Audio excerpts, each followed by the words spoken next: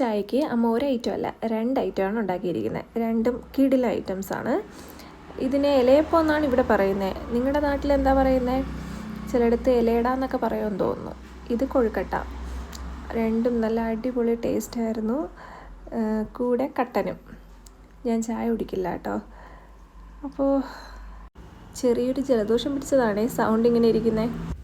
ഇത് അനിയനാണേ കഴിക്കുന്നത്. നല്ല ചൂടോടെയാണ് നമ്മളെടുത്തത്.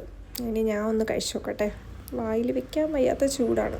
സത്യം പറഞ്ഞാൽ ഈ ഐറ്റംസൊക്കെ കുറച്ചൊന്ന് തണുത്തതിന് ശേഷം കഴിക്കാനാണ് ടേസ്റ്റ്. ചൂടോടെ കഴിക്കുന്നതിനേക്കാളും കുറച്ച് തണുക്കുമ്പോൾ അത് കുറച്ചുകൂടെ കട്ടിയാവും. അപ്പോഴും കഴിക്കാനാണ് ടേസ്റ്റ്. പക്ഷേ ആക്രാന്തം മൂത്താൽ ആർക്കും ഒന്നും ചെയ്യാൻ പറ്റില്ലല്ലോ.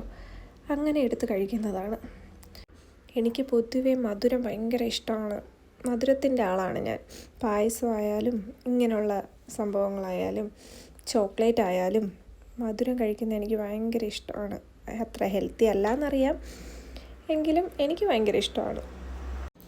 അപ്പോൾ ഇന്നത്തെ ഈ കുഞ്ഞു വീഡിയോ ഇത്രയേ ഉള്ളൂ. ഇനി അടുത്ത വീഡിയോയിൽ കാണാം. ബൈ.